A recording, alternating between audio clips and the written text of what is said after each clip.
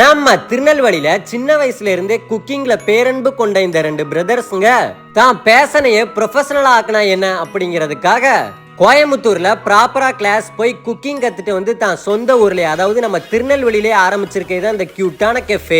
இங்க எக்கச்சக்க varieties dishes வச்சிருக்காங்க. நாங்க இங்க white cream chicken pasta, chicken fried momos, waffle with ice cream, chicken sausage pizza, brownie milkshake, மொஜிட்டோலாம் வாங்கியிருந்தோம்.